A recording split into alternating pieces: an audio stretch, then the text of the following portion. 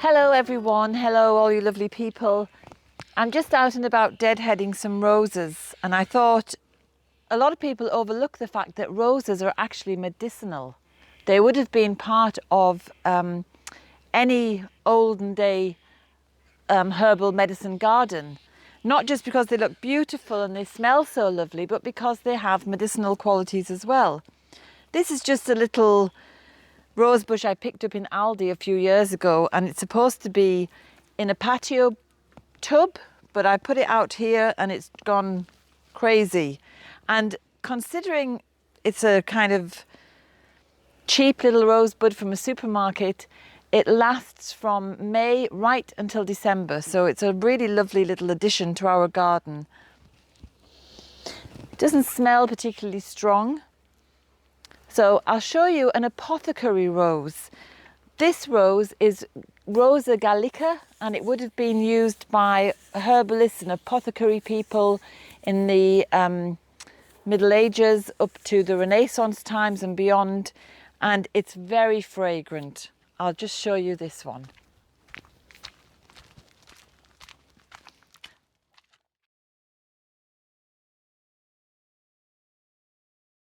This is a little wild rose that a neighbour gave me a cutting of, and it's just gone crazy. It grows everywhere. You just stick it in the ground and it goes mad.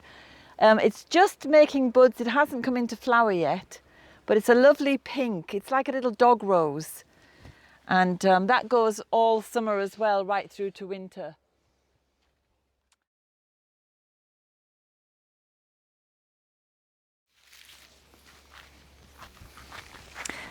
This is another little rose, and this is very low growing. It's used for ground cover, so I'm trying to cover this area because this slopes down to the various shrubs and little trees that we have in this area. So these are just coming out now. A little dark pink, beautiful little rosebuds, and that looks lovely when all the rosebuds come out. So we're still on the way to the apothecary rose, which would have been used 500 years ago and before for medicine.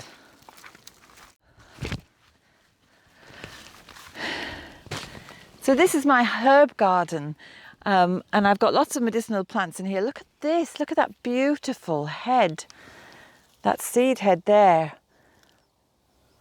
It's gorgeous. Anyway, here is my apothecary rose.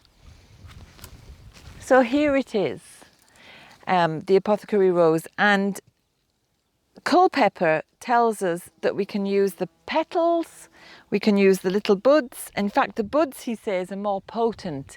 Rose is very cooling, so if you have any inflammatory condition or congested condition, rose is a very cooling and soothing, and they're going to break up congestion. They're wonderful for women's issues, because if you had like a congested womb, if you had very heavy periods, if you had ovarian problems, rose will cool and relax and soothe.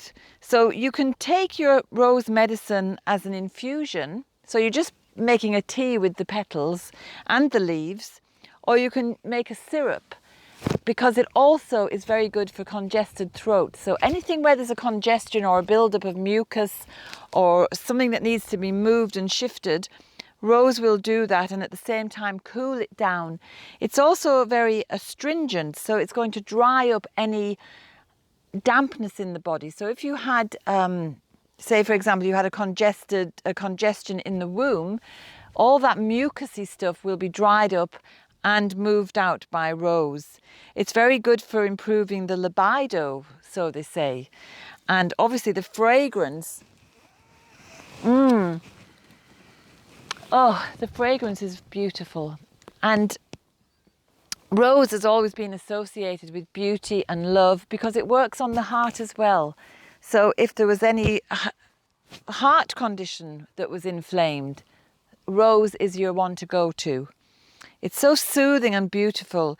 It works on the nervous system as well. If you had a lot of stress or you were over agitated, again, you can make a lovely tea of rose and just settle down and chill out, because it's cooling, it's chilling. Even just being with it makes you feel much more at peace and relaxed and in harmony with the world.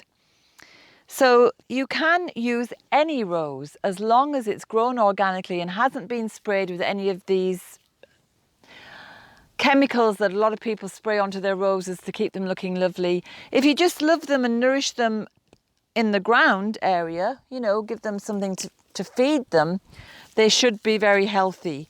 And you don't need to have this particular rose to make medicine. Any rose will do. So I've made a tincture with Rosa rugosa. I'm going to show you that now. It's a different rose again. It's in the hedgerow.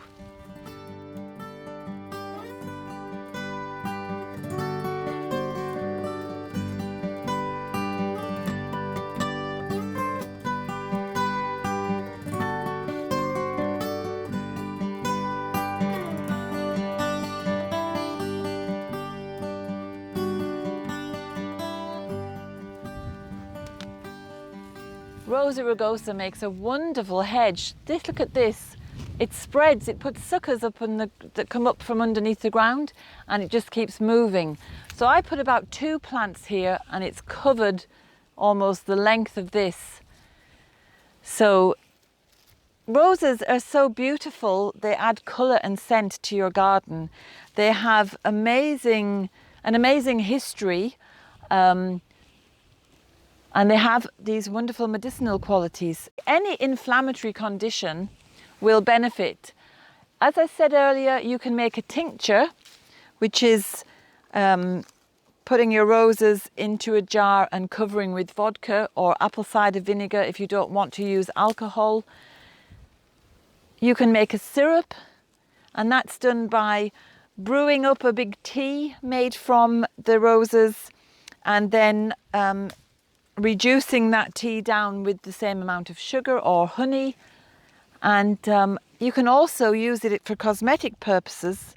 You can use your strong rose tea to make soap products or body care, you know, using it in lotions and creams.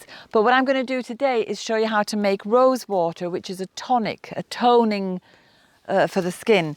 So this would be very good for people with dry skin or people with acne or acne rosacea, because it's very astringent, it dries up. So all you need to do is collect the rose petals. So I have a few rose heads in here and some petals. And the beauty of this is the more you collect, the more roses you get. I just snip them off. I'll show you. I'm just cutting off just behind the back of the flower, and that will encourage new flowers to grow. Now, if you were making a medicine rather than a cosmetic, culpepper tells us that the little buds are more potent than the flowers that have opened. So you might want to remember that. And also, he thinks that the white roses are much more cooling. So if you have a very hot inflamed skin, for example, you might want to use white roses. They're good for the digestion.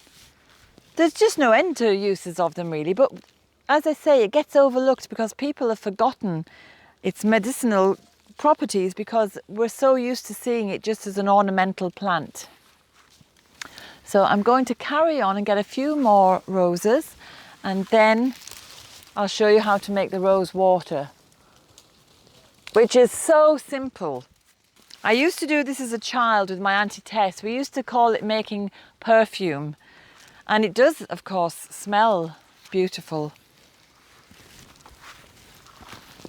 Now I'm just going to get a couple of white ones. There now.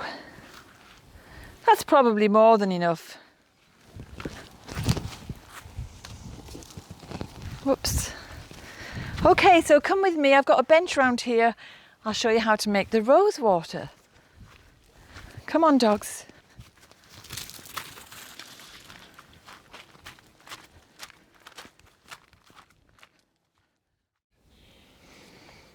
This is last year's rose water. I've just taken it from this because I'm going to use that shortly. But this is last year's rose water. It still smells divinely rosy, and I've just been using that. It's very lovely. This is a rose water I just made the other day. You leave this for 3 days. You can see it's beginning to turn a little bit pinkish, but there is a lot of white rose petals in here, so it's not going to go too pink. And this is what I did. I have my container. And I just place the roses in here. I'm just removing all the petals from the roses. Now the reason I'm using Rosa rugosa is because this is the most fragrant rose that I have in my garden. I don't want to use the Apothecary Rose yet because this is only its first year, and I just want it to grow and bloom and work away by itself for a while. But these beautiful Rosa rugosas, I mean, just look at them. So just pull off the petals. They should come away easily. Drop them into the pot. See, I'm making another big pot because I'll give this away as a Christmas present. You can't have too much rose water because apart from using it as an astringent for your face, you can also use it as a spray. You know, you could use it to refresh yourself when you're traveling, to perk you up a little bit, or to make you feel nice and fresh. You can use it just as a room spray, you know, to make the room smell nice. You can add it to your bath. You can add it to your soap making. Just shake out that little insect. That's one thing you've got to check for. And only use the best rose petals. Any that are discoloured or damaged, I wouldn't put them in. And we keep going till the jar is full. Okay, so there's all the pink ones. I'm going to pop in the white ones that smell just as beautiful. Now, once you have your petals in here, I'm going to add a thimble of vodka just to preserve and prevent any bacteria developing. And I've got filtered water here, so I just cover all the petals with the water. Put on the lid. Give it a little shake. And there you go. Now you leave this for 3 days and then you decant it into a container that you can leave it in. So this one has been standing for 3 days. So I'm going to decant it. Some of it anyway, I can't put it all into here, but I'll put some of it in here for now just to show you how it's done. Put in the muslin.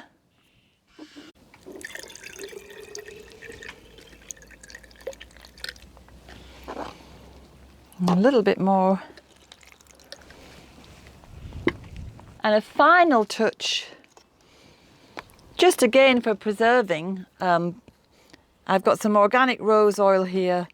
I'm just going to put a couple of little drops in, just to keep it preserved. Now this jar is one I used at this stage last year.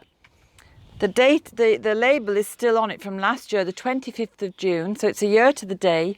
And that's lasted a year because I've just showed you it here. So if you make enough, you can make enough for a year or more, because I've got all this left yet. And I've got this and I've got this. So I'll be giving lots of presents out and using it for lots of activities and crafts, as I said. So if you decide to make your own rose water, just make sure your rose bushes have not been sprayed with any kind of chemical, because you're making medicine and you're making cosmetics, and you just want to enjoy the beauty of the rose Remember, it's very much associated with the heart, so it will help as a medicine for heart issues and for grief and for unrequited love and all those romantic things. Any rose will do as long as it's untouched with chemicals. So enjoy this beautiful midsummer activity and make your own rose products. And thank you very much for watching. I hope you're having a beautiful midsummer. And thank you for all the wonderful comments. Really, really appreciate them. And I'm going to take these in now out of the bright sun and see you next time. Bye for now.